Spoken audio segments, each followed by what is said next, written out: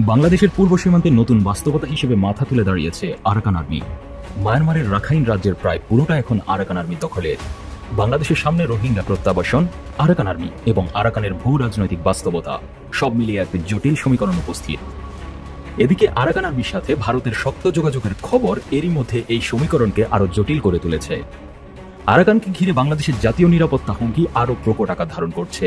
প্রধান উপদেষ্টার কার্যালয়ের একটি কক্ষে প্রফেসর মোহাম্মদ ইউনুস, এই গল্পের নায়ক, তার টেবিলে ছড়িয়ে থাকা দক্ষিণ এশিয়ার মানচিত্রের দিকে তাকিয়ে তিনি জানেন নরেন্দ্র মোদী বাংলাদেশের সামরিক উত্থান ঠেকাতে একের পর এক কূটচাল চালছেন। ভারতীয় দাদাগিরির দিন শেষ, এবার প্রতিটি অন্যায়ের জবাব নিচ্ছে নতুন বাংলাদেশ। বাংলাদেশকে বিগত 15 বছর যাবৎ নিজেদের একটা স্যাটেলাইট রাজ্য বানিয়ে রেখেছিল ভারত। বাংলাদেশকে ইচ্ছামতো নিজেদের স্বার্থে ব্যবহার করে গিয়েছে নরেন্দ্র মোদীর সরকার। বিগত সরকার ক্ষমতায় টিকে থাকতে বাংলাদেশকে ভারতের হাতে তুলে দিয়েছিল। ছাত্র জনতার গণ অভ্যুত্থানের পর বদলে গিয়েছে সেই চিত্র। ডক্টর মোহাম্মদ ইউনুসের নেতৃত্বে নতুন বাংলাদেশের অন্তর্বর্তীকালীন সরকার ধীরে ধীরে ভারতমুক্ত করছে বাংলাদেশকে। কেন চীন, পাকিস্তান, বাংলাদেশের হামলার ভয়ে কাঁপছে ভারত? কারণ একটাই, ভারতের প্রধানমন্ত্রী নরেন্দ্র মোদী যতই নিজেকে বিশ্বগুরু ভাবুক না কেন, সত্যি হলো তিনি এখন কাঁপছেন।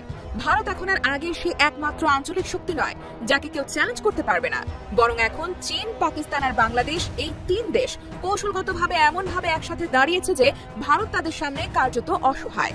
এই তিন দেশের সম্মিলিত ভূ রাজনৈতিক অবস্থান, সামরিক শক্তি, অর্থনৈতিক সক্ষমতা আর একে অপরের প্রতি স্ট্র্যাটেজিক আস্থা এখন দক্ষিণ এশিয়ার মানচিত্রে ভারতের একচ্ছত্র আধিপত্যের গল্পকে প্রশ্নবিদ্ধ করে তুলেছে।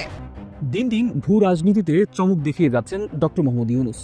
ইরানের সর্বোচ্চ ধর্মীয় নেতা আয়াতুল্লাহ আলী খামেনি যেমন ইরান নিয়ে চিন্তা মননে সুদূর প্রসারী, ঠিক তেমনই এখন মনে হচ্ছে বিশ্ব নেতা খামেনির মতোই দূরদর্শী সিদ্ধান্ত বাংলাদেশের জন্য নেওয়া শুরু করেছেন ডক্টর মোহাম্মদ ইউনুস। আসসালামু আলাইকুম দর্শক, নতুন একটা নিউজে আপনাকে স্বাগতম। প্রিয় দর্শক, আরাকান আর্মির সাথে ভারতের যোগসাজ, বাংলাদেশকে অস্থিতিশীল করতে ভারতের নতুন ষড়যন্ত্র ফাঁস। এদিকে ভারতের একের পর এক ষড়যন্ত্র রুখে দিতে নতুন অ্যাকশনে ডক্টর ইউনুস। চীন, পাকিস্তান, বাংলাদেশ একজোট, ভয়ে কাঁপছে ভারত। ভারতকে উচিত শিক্ষা দিয়ে চীন, পাকিস্তান, বাংলাদেশ মিলে মোদীকে দাঁত ভাঙা জবাব দেওয়ার চূড়ান্ত প্রস্তুতি। অপরদিকে ডক্টর ইউনুসের আরেকটি মাস্টার প্ল্যান। ভারতের আপত্তি উপেক্ষা করে বিমান ঘাঁটি চালু হচ্ছে লালমনিরহাটে। এই খবর শুনে মোদীর পায়ের তলার মাটি সরে গেল। বাংলাদেশকে অস্থিতিশীল করতে আরাকান আর্মির সাথে ভারতের নতুন ষড়যন্ত্র ফাঁস। মোদীকে দাঁত ভাঙা জবাব দিতে চীন, পাকিস্তান, বাংলাদেশ মিলে ভারতের বিরুদ্ধে কঠিন অ্যাকশন। ভারতের আপত্তি উপেক্ষা করেই লালমনিরহাটে বিমান ঘাঁটি চালুর ঘোষণায় মোদীর ঘুম হারাম হবার ঘটনা ও প্রেক্ষাপট নিয়ে করা আমাদের আজকের ভিডিওটি অত্যন্ত গুরুত্বপূর্ণ। ভিডিওটি শুরু থেকে শেষ পর্যন্ত ধৈর্য সহকারে দেখে একটি লাইক দিয়ে সবাইকে শেয়ার করে দিন। আমাদের চ্যানেলে নতুন হলে চ্যানেলটি সাবস্ক্রাইব করে পাশে থাকা বেল আইকনে ক্লিক করে রাখুন। আমাদের ভিডিওটি আপনি বাংলাদেশের কোন জেলায় বসে দেখছেন বা শুনছেন সেটি অবশ্যই কমেন্ট বক্সে কমেন্ট করে জানিয়ে দিতে ভুলবেন না। দিন দিন ভূ রাজনীতিতে চমক দেখিয়ে যাচ্ছেন ডক্টর মোহাম্মদ ইউনুস। ইরানের সর্বোচ্চ ধর্মীয় নেতা আয়াতুল্লাহ আলী খামেনি যেমন ইরান নিয়ে চিন্তা মননে সুদূর প্রসারী, ঠিক তেমনই এখন মনে হচ্ছে বিশ্ব নেতা খামেনির মতোই দূরদর্শী সিদ্ধান্ত বাংলাদেশের জন্য নেওয়া শুরু করেছেন ডক্টর মোহাম্মদ ইউনুস। তার ধ্যান জ্ঞান এখন শুধুই বাংলাদেশ, যেন তার হাতে এখন সময় কম, করতে হবে অনেক কাজ, এমন একটা ধারণা চোখে পড়ছে। প্রিয় দর্শক, খবরে প্রকাশ হয়েছে নতুন করে সচল করা হচ্ছে দেশের পুরনো পরিত্যক্ত 7টি বিমানবন্দর। কিন্তু কেন হঠাৎ এমন পুরনো বিমান ঘাঁটির উপর বাড়তি নজর দিয়েছেন কেন ডক্টর ইউনুস? তার মহাপরিকল্পনার অংশই বাকি। এই 7টি ঘাঁটির একটি আবার ওয়ার্জন খ্যাত ভারতের চিকেন নেকের নাকের ডগায় লালমনিরহাটের ব্রিটিশদের পুরনো বিমান ঘাঁটি। চীন ভারত যখন সাপে নেউলে বন্ধুত্বে, আবার ভারত যখন মুখ ফিরিয়ে বাংলাদেশ থেকে, ঠিক তখনই বাংলাদেশ নিয়ে মাস্টার প্ল্যান করতে ব্যস্ত অন্তর্বর্তী সরকারের প্রধান উপদেষ্টা। কখনো দেশের সমুদ্র বন্দর চীনকে দিয়ে পাকিস্তানের সাথে নতুন করে বাণিজ্য সম্পর্ক স্থাপন, কিংবা তিস্তায় চীনের সুযোগ অবারিত করে কি বার্তা ভারতকে দিতে চাইছেন তিনি। প্রিয় দর্শক, আজকের প্রতিবেদনে সেই সবকিছুই জানার চেষ্টা থাকবে। চলুন শুরু করা যাক। সরকারের তরফ থেকে জানা যাচ্ছে ব্রিটিশ আমলে নির্মিত 28টি বিমানবন্দরের মধ্যে দ্রুতই চালু হবে পরিত্যক্ত 7টি বিমানবন্দর। অন্তর্বর্তী সরকারের উচ্চ পর্যায়ের নির্দেশে চলতি বছরের জুলাইয়ে ডানা মেলবে উত্তরের বগুড়া বিমানবন্দর। এরপর পর্যায়ক্রমে রূপপুরের জন্য ঈশ্বরদী, অর্থনীতির সম্ভাবনাময় কেন্দ্র ঠাকুরগাঁও, লালমনিরহাট বিমান ঘাঁটি, পর্যটন অঞ্চল মৌলভীবাজারের শমশেরনগর, ঐতিহ্যবাহী কুমিল্লা ও রাজধানীর তেজগাঁও বিমানবন্দর সচল করবে সরকার। সরকারি বলছে 1 বছরেই এসব করার পরিকল্পনা তাদের। খবর এতটুকুই, কিন্তু এই বার্তার বিশ্লেষণ ব্যাপক। চলুন একটু সহজ করে জানার চেষ্টা করি অধ্যাপক ডক্টর ইউনূসের মাস্টার প্ল্যানটা। বাংলাদেশের উত্তরাঞ্চলের সীমান্ত ঘেঁষা এক জেলা লালমনিরহাট। এখানে 5 দশক ধরে পড়ে আছে একটি পুরনো বিমানবন্দর, যাকে ঘিরে বাংলাদেশ বিমান বাহিনীর নতুন ঘাঁটি তৈরির কথা শোনা যাচ্ছে। সত্যি কি সেখানে সামরিক বিমানের ঘাঁটি হচ্ছে? এটি কি বাংলাদেশের নিরাপত্তা বৃদ্ধি করবে? ভারতের আপত্তি কেন? এই অঞ্চলের জটিল ভূ কৌশলগত হিসাবই বা কি, জানাবো এসব। লালমনিরহাটের বিমানবন্দরটি প্রায় 600 থেকে 800 একর এলাকা জুড়ে বিস্তৃত। বলা হয় দক্ষিণ এশিয়ায় দ্বিতীয় বৃহত্তম সামরিক বিমান ঘাঁটি হতে পারে এটি। এটিকে সামরিক কাজে ব্যবহারের জন্য আরও প্রসারণের পরিকল্পনা রয়েছে সরকারের।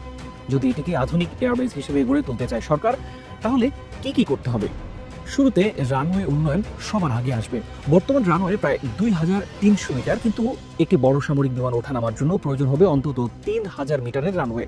থাকতে হবে সেনা স্থাপনা এবং জরুরি পরিস্থিতি কার্যক্রম পরিচালনার জন্য বিশেষায়িত ভবন। লাগবে আধুনিক রাডার ও নজরদারি সিস্টেম এবং স্যাটেলাইট যোগাযোগ স্থাপনা। এখন কথা হচ্ছে, লালমনিরহাটে ঘাঁটি জরুরি কেন? জরুরি ভারত ও চীনের কারণে। বাংলাদেশ ভারত ভুটানের মিলনস্থলের কাছে এই জায়গাটি ভীষণ সংবেদনশীল। একদিকে ভারতের চিকেন নেকের সংবেদনশীল অবস্থান, আবার ভারতের ডোকলাম সংকট এবং চীনের আগ্রাসী বিস্তার। এই সবকিছুই আঞ্চলিক নিরাপত্তাকে নতুনভাবে সংজ্ঞায়িত করছে এখানে। ফলে 7 সিস্টার্স অঞ্চল ঘিরে ভারত চীনের সংঘাতের ঝুঁকি নতুন নয়। চীন ভারতের অরুণাচল প্রদেশকে দক্ষিণ তিব্বতের অংশ বলে মনে করে এবং ডোকলামের মতো অঞ্চলে তাদের সামরিক পদক্ষেপ এই সংঘাতকে আরও বাড়িয়ে তুলছে। এমন পরিস্থিতিতে যদি এই অঞ্চলে কোনো বড় সামরিক সংঘাত শুরু হয়, তাহলে এর প্রভাব সরাসরি বাংলাদেশেও পড়তে পারে। কারণ বাংলাদেশের উত্তরাঞ্চল 7 সিস্টার্স এবং ভারতের চীন সীমান্তের খুব কাছাকাছি। ফলে যদি ভারত ও চীনের মধ্যে সরাসরি সংঘাত হয়, বাংলাদেশের জন্য তা চ্যালেঞ্জ তৈরি করতে পারে। উদাহরণ দিয়ে একটু বলি। 1 নম্বরে ভূখণ্ডের ব্যবহার। ভারত বা অন্য কোনো দেশ যদি বাংলাদেশের ভূখণ্ড ব্যবহার করতে চায়, তা আন্তর্জাতিক নীতিমালা এবং বাংলাদেশের সার্বভৌমত্বের পরিপন্থী। 2, শরণার্থী সংকট। সংঘাতের কারণে 7 সিস্টার্স থেকে বাংলাদেশের শরণার্থী প্রবাহ শুরু হতে পারে। 3 নম্বর, সীমান্ত নিরাপত্তা। সংঘাতময় অঞ্চলের নিকটবর্তী হওয়ায় বাংলাদেশের সীমান্তে উত্তেজনা বাড়ার আশঙ্কা রয়েছে। এমন বাস্তবতায় লালমনিরহাট বিমান ঘাঁটি বাংলাদেশের জন্য কয়েকটি গুরুত্বপূর্ণ দিক নিশ্চিত করতে পারে। সেটি হলো নিজস্ব ভূখণ্ডের সুরক্ষা দেবে এটি। বাংলাদেশের ভূখণ্ড যেন অন্য কোনো দেশের সামরিক কর্মকাণ্ডের জন্য ব্যবহৃত না হয়, সেজন্য সীমান্তে নজরদারিতে লালমনিরহাট বিমান ঘাঁটি সহজেই উত্তরাঞ্চল এবং 7 সিস্টার্স এবং এর সংলগ্ন সীমান্তে নজরদারি করতে পারবে। কেন চীন, পাকিস্তান, বাংলাদেশের হামলার ভয়ে কাঁপছে ভারত? কারণ একটাই, ভারতের প্রধানমন্ত্রী নরেন্দ্র মোদী যতই নিজেকে বিশ্বগুরু ভাবুক না কেন, সত্যি হলো তিনি এখন কাঁপছেন। ভারত এখন আর আগের সেই একমাত্র আঞ্চলিক শক্তি নয় যাকে কেউ চ্যালেঞ্জ করতে পারবে না, বরং এখন চীন, পাকিস্তান আর বাংলাদেশ, এই 3 দেশ কৌশলগতভাবে এমনভাবে একসাথে দাঁড়িয়েছে যে ভারত তাদের সামনে কার্যত অসহায়। এই 3 দেশের সম্মিলিত ভূ রাজনৈতিক অবস্থান, সামরিক শক্তি, অর্থনৈতিক সক্ষমতা আর একে অপরের প্রতি স্ট্র্যাটেজিক আস্থা এখন দক্ষিণ এশিয়ার মানচিত্রে ভারতের একচ্ছত্র আধিপত্যের গল্পকে প্রশ্নবিদ্ধ করে তুলেছে। দিল্লির বাংকার থেকে রাত গভীরে মানচিত্রের উপর চোখ রাখছেন মোদী। চারিদিকে শুধু নিরাপত্তা অ্যালার্ট। এদিকে পাকিস্তান সীমান্তে জঙ্গি তৎপরতা বাড়ছে, অন্যদিকে লাদাখ সীমান্তে চীনের সেনা বাংকার গড়ে তুলছে। আর সব থেকে ভয়াবহ, বাংলাদেশ এখন আর ভারতের অনুগত নয়, বরং চীনের সঙ্গে একের পর এক কৌশলগত চুক্তি করে ভারতকে সরাসরি কাঁপিয়ে দিচ্ছে। লেফটেন্যান্ট কর্নেল মনোজ চৈনাব নিজেই বিশ্লেষণে লিখেছেন, এই 3 দেশের একত্রীকরণ ভারতীয় নিরাপত্তা ব্যবস্থার জন্য চরম হুমকি। এই ত্রিমুখী ফ্রন্ট ভারতকে শুধু দুর্বলই করছে না, বরং তার অখণ্ডতার মূলে আঘাত করছে। শুরু করা যাক ভূগোল দিয়ে। ভারতের সবথেকে কৌশলগত দুর্বলতা হলো চিকেন নেক বা শিলিগুড়ি করিডোর। মাত্র 22 কিলোমিটার প্রশস্ত এই করিডোর দিয়ে ভারতের মূল ভূখণ্ড যুক্ত থাকে উত্তর পূর্বাঞ্চলের 7টি রাজ্যের সঙ্গে। আর এই করিডোরের এক পাশে বাংলাদেশ, আরেক পাশে চীন। এখন যদি বাংলাদেশ চীনের সঙ্গে সামরিক অংশীদারিত্বে এগিয়ে যায় আর চীন লালমনিরহাটে তাদের নতুন এয়ারবেস থেকে সরাসরি শিলিগুড়ির দিকে অগ্রসর হয়, তাহলে ভারতীয় উত্তর পূর্বাঞ্চল বিচ্ছিন্ন হয়ে যাবে পুরোপুরি। এই ভয়ে এখন গোটা ভারতীয় প্রতিরক্ষা মন্ত্রণালয় ছটফট করছে। পাশাপাশি পাকিস্তান বরাবরের মতো এই অক্ষে গোয়েন্দা শক্তি, বিচ্ছিন্নতাবাদী সংগঠনের সঙ্গে যোগাযোগ এবং ধর্মীয় জিহাদি আদর্শকে সামনে রেখে ভারতের অভ্যন্তরীণ নিরাপত্তা ব্যবস্থাকে দুর্বল করছে। আইএসআই যে শুধু কাশ্মীর নয়, মণিপুর, নাগাল্যান্ড, আসাম সহ বিভিন্ন রাজ্যে সক্রিয় রয়েছে তা এখন ভারতীয় মিডিয়া পর্যন্ত স্বীকার করতে বাধ্য হয়েছে। মোদীর সামরিক বাজেট যতই বাড়ুক না কেন, বাস্তবে তিনি চীনের সঙ্গে প্রযুক্তিগত ব্যবধান ঘোচাতে পারছেন না। আর পাকিস্তানের গোয়েন্দা দক্ষতার সামনে তার গোটা সার্ভেইলেন্স মেশিনারিজ কার্যত অচল। আর বাংলাদেশ, মোদীর সবচেয়ে বড় ভুল ছিল শেখ হাসিনাকে ভারতের পকেটে রাখা ভাবা। কিন্তু বাস্তবতা হলো বাংলাদেশের অভ্যন্তরীণ নেতৃত্বে এখন এমন পরিবর্তনের হাওয়া লেগেছে যেটা মোদীর রাতে ঘুম কেড়ে নিচ্ছে। ডক্টর মোহাম্মদ ইউনূসের চীন সফর, চট্টগ্রাম ও পায়রা বন্দরে চীনের বিপুল বিনিয়োগ, বাংলাদেশ চীন সামরিক প্রশিক্ষণ চুক্তি সব মিলিয়ে স্পষ্ট হয়ে গেছে যে ভারত এখন আর দক্ষিণ এশিয়ার একক নেতা নয়, বরং বাংলাদেশ এখন আঞ্চলিক ট্রান্সশিপমেন্ট হাব হয়ে ভারতকে চাপে ফেলছে। চিকেন নেক রুটের উপর ভারত যে নির্ভর করে, সেই রুটকে রীতিমতো কৌশলগত চাবিকাঠিতে পরিণত করেছে বাংলাদেশ। শুধু তাই নয়, বাংলাদেশ থেকে ভারতের উত্তর পূর্বাঞ্চলে অবৈধ অভিবাসী ঢুকছে। এই পুরনো অভিযোগ নতুন করে তুলে এনে ভারত নিজেরই সংখ্যাগত বিভাজনের ভয় দেখাচ্ছে। ভারত এখন বোঝে চীন, পাকিস্তান, বাংলাদেশ এই অক্ষ যদি একযোগে সক্রিয় হয় তাহলে শিলিগুড়ি করিডোর ভেঙে দিয়ে ভারতকে টুকরো করা কোনো অসম্ভব কাজ নয়। ভারতের ভিতরেই এখন বোমা বসানো। সীমান্তে যুদ্ধ না লাগলেও ভারতের অভ্যন্তরে যে অশান্তির আগুন জ্বলছে তা চেপে রাখা যাচ্ছে না। পশ্চিমবঙ্গের মুর্শিদাবাদ, আসাম, নাগাল্যান্ড, মণিপুর এই সব রাজ্যগুলোতে এখন কেন্দ্রীয় সরকারের প্রতি বিদ্রোহ বেড়ে গেছে। কারণ একটাই, নরেন্দ্র মোদীর ধর্মীয় বিভাজনের রাজনীতি। মোদী চাচ্ছেন এক ধর্ম এক ভারত বানাতে, কিন্তু ভারত নামে যে রাষ্ট্রটা টিকে আছে তা বহু জাতি, বহু ভাষা, বহু ধর্মের উপর দাঁড়িয়ে। আর ঠিক এখানেই নিজের দম্ভে নিজের পা কেটেছেন মোদী। ওয়াকফ বোর্ডের নামে মুসলিম সম্প্রদায়ের হাজার হাজার একর জমি কেন্দ্রীয় আইনে হস্তগত করতে গিয়ে পশ্চিমবঙ্গে তিনি কি করেছেন? একটা রাজ্যকে কার্যত আগুনে ছুঁড়ে দিয়েছেন। মুর্শিদাবাদ, মালদা, নদিয়া সহ মুসলিম প্রধান জেলাগুলোতে মানুষ রাস্তায় নেমে এসেছে। হাইকোর্ট পর্যন্ত সেনা মোতায়েনের নির্দেশ দিয়েছে। কিন্তু মোদী থেমে নেই, কারণ তিনি জানেন যতই দেশ ভাঙুক, যতই মানুষের রক্ত ঝরুক, তার ভোটের বাক্স যেন ভরে থাকে। এটা কোনো রাষ্ট্রনায়কের মনোভাব নয়, এটা একজন বিভাজনকারী কৌশলবিদের মানসিকতা। এই বিভাজনের ছায়া এখন ছড়িয়ে পড়ছে পুরো উত্তর পূর্ব ভারতে। মণিপুরে জাতিগত সংঘর্ষে শতাধিক মানুষ মারা গেছে। নাগাল্যান্ডে নতুন করে বিচ্ছিন্নতাবাদ মাথা তুলেছে। আসামে এনআরসি নিয়ে আবার অস্থিরতা শুরু হয়েছে। এই অবস্থা দেখে কেউ বললে অবাক হওয়ার কিছু থাকবে না, ভারতের পূর্ব সীমান্ত এখন আগুনের উপর হাঁটছে। চৈনামদের মতো সেনা বিশ্লেষকরা এই অস্থিরতা নিয়ে বলে দিয়েছেন, এই চার ফ্রন্ট মিলে ভারতের নিরাপত্তার সবচেয়ে বড় চ্যালেঞ্জ হয়ে উঠেছে। আর এই চার ফ্রন্টকে কাজে লাগানোর জন্য পাকিস্তান ও চীন পুরো প্রস্তুত। পাকিস্তানের আইএসআই শুধু কাশ্মীর নয়, মেঘালয়, ত্রিপুরা, মণিপুর, নাগাল্যান্ডেও তাদের নেটওয়ার্ক ছড়িয়ে রেখেছে বলে দাবি করছে ভারত নিজেই। চীন এরই মধ্যে লালমনিরহাটে নতুন এয়ারবেস নির্মাণ করেছে, যা সরাসরি ডোকলাম ও শিলিগুড়ি করিডোর লক্ষ্য করতে পারে। অর্থাৎ মোদীর ভারত এখন তিন দিক থেকেই কাঁপছে, উত্তরে চীন, পশ্চিমে পাকিস্তান আর পূর্বে বাংলাদেশ। বাংলাদেশ প্রসঙ্গে বলতেই হয়, মোদী শুরুতে ভেবেছিলেন শেখ হাসিনাকে ব্যবহার করে বাংলাদেশকে এক ধরনের উপনিবেশ বানিয়ে রাখবেন। কিন্তু এখন সেই হাসিনা নিজের রাজনৈতিক ভবিষ্যৎ নিয়ে অনিশ্চয়তায় পড়ে গেছেন। কারণ শেখ হাসিনার উপর দিল্লির দাদাগিরি বাংলার মানুষের গলার কাঁটা হয়ে গেছে।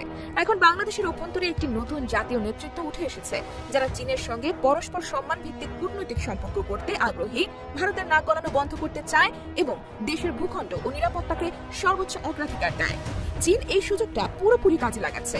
বাংলাদেশে তারা পায়রা ও চট্টগ্রাম বন্দরে সড়ক ও রেলে, এমনকি হাইটেক পার্ক ও বিদ্যুৎ কেন্দ্রে বিলিয়ন বিলিয়ন ডলার ঢালছে। আর ভারত এসব দেখে গলা শুকিয়ে বসে আছে, কারণ তারা জানে বাংলাদেশের কোনো সমুদ্র বন্দর চীনের হাতে গেলে সেটি শুধু বাণিজ্যিক নয়, কৌশলগতভাবেও ভয়াবহ এক জটিলতা তৈরি করবে। বিশেষ করে শিলিগুড়ি করিডোর ও ত্রিপুরা সীমান্তের জন্য এটা হবে মোদীর মাথা ব্যথার নতুন নাম। আরো ভয়ঙ্কর বিষয় হলো, ভারতের সামরিক বাজেট বাড়লেও চীনের প্রযুক্তিগত ও গোয়েন্দা ব্যবস্থার সামনে তা কিছুই না। চীন হাইপারসনিক মিসাইল, স্যাটেলাইট ভিত্তিক নজরদারি ও সাইবার যুদ্ধের সক্ষমতায় যে পর্যায়ে পৌঁছেছে, সেখানে ভারতের ডিআরডিও এখনো ফাইল টেবিলে রাখতেই ব্যস্ত। আর মোদী নিজে বেছে নিয়েছেন বলিউড আর ক্রিকেট দিয়ে জাতীয়তাবাদী নাটক সাজানোর পথ। দেশের আসল সমস্যা ঢাকা পড়ে যায় দীপিকা রণবীরের গসিপ আর বিশ্বকাপ নিয়ে উন্মাদনায়। অথচ সীমান্তে সৈন্য মরছে, রাজপথে মানুষ গুলিতে ঝরছে, নাগরিক অধিকার হরণ হচ্ছে, এগুলো যেন কোনো খবরে আসে না। এই পরিস্থিতিতে ভারতের কাছে এখন দুটি পথ, অথবা বলতে গেলে কোনো পথই নেই। কারণ তিন ফ্রন্টের এই অক্ষ যদি কেবল সামরিক নয়, রাজনৈতিক ও কূটনৈতিকভাবে সক্রিয় থাকে, তাহলে ভারতের টিকে থাকার একমাত্র রাস্তা হলো নিজেকে বদলানো, কিন্তু মোদির মতো একনায়কতান্ত্রিক মানসিকতার নেতার পক্ষে সেটি সম্ভব নয়। তার চোখে এখনো সবকিছু হিন্দু রাষ্ট্র বনাম অন্য এই দুই ভাগে বিভক্ত, আর সেই ভুল দৃষ্টিভঙ্গির খেসারত এখন গোটা ভারতীয় জাতিকে দিতে হচ্ছে। ভারতীয় দাদাগিরির দিন শেষ, এবার প্রতিটি অন্যায়ের জবাব নিচ্ছে নতুন বাংলাদেশ। বাংলাদেশকে বিগত 15 বছর যাবৎ নিজেদের একটা স্যাটেলাইট রাজ্য বানিয়ে রেখেছিল ভারত। বাংলাদেশকে ইচ্ছামতো নিজেদের স্বার্থে ব্যবহার করে গিয়েছে নরেন্দ্র মোদীর সরকার। বিগত সরকার ক্ষমতায় টিকে থাকতে বাংলাদেশকে ভারতের হাতে তুলে দিয়েছিল। ছাত্র জনতার গণ অভ্যুত্থানের পর বদলে গিয়েছে সেই চিত্র। ডক্টর মোহাম্মদ ইউনূসের নেতৃত্বে নতুন বাংলাদেশের অন্তর্বর্তীকালীন সরকার ধীরে ধীরে ভারতমুক্ত করছে বাংলাদেশকে। ইতিমধ্যে বাংলাদেশকে ভারতীয় পণ্যমুক্ত করার মিশন শুরু হয়ে গিয়েছে। বাংলাদেশের ট্রানজিট সুবিধা বাতিলের পর সুতাসহ প্রায় ডজনখানেক পণ্যের উপর নিষেধাজ্ঞা আরোপ করে বাংলাদেশ। এবার বাংলাদেশকে ভারতীয় সংস্কৃতি মুক্ত করার মিশনে ছাত্র জনতার নতুন বাংলাদেশ। ভারতীয় পণ্যের মতো ভারতের সকল টিভি চ্যানেল নিষিদ্ধ হতে পারে বাংলাদেশে। হ্যাঁ, বাংলাদেশে প্রচারিত ভারতের সকল স্যাটেলাইট টিভি চ্যানেল নিষিদ্ধ হতে পারে। এরই মধ্যে এ নিয়ে আলোচনা শুরু হয়েছে বিভিন্ন মহলে। বিস্তারিত থাকছে আজকের এই ভিডিওতে। অনুরোধ করছি ভিডিওটি শেষ পর্যন্ত দেখার জন্য। গত 5 আগস্টের গণ অভ্যুত্থানের পর সমগ্র বিশ্ব এক নয়া বাংলাদেশকে দেখছে। বিগত 15 বছর যাবৎ আন্তর্জাতিক মহলে ভারতের ইশারায় চলা একটি গোলাম দেশের তকমা ছিল আমাদের দেশের। নতুন বাংলাদেশকে এখন আন্তর্জাতিক মহল সম্মানের চোখে দেখা শুরু করেছে। ভারতের গোলামির শিকল ভেঙে স্বাধীন পররাষ্ট্রনীতি অনুসরণ করছে ডক্টর মোহাম্মদ ইউনূসের নতুন বাংলাদেশ। এই বাংলাদেশ অন্যায় চুপ করে সহ্য করে না, বরং পাল্টা জবাব দিতে জানে। ভারত বাংলাদেশের ট্রান্সশিপমেন্ট সুবিধা বাতিল করে, আর এর দুদিনের মাঝেই ডজনখানেক ভারতীয় পণ্য নিষিদ্ধ করে পাল্টা জবাব দিয়ে দেয় বাংলাদেশও। এবার আলোচনা শুরু হয়েছে ভারতীয় টিভি চ্যানেল নিয়ে। গত 5 আগস্ট ভারতের আজ্ঞাবহ সরকারের পতনের পর বাংলাদেশকে নিয়ে গুজব ও মিথ্যা প্রোপাগান্ডা ছড়াতে থাকে ভারতের মিডিয়া।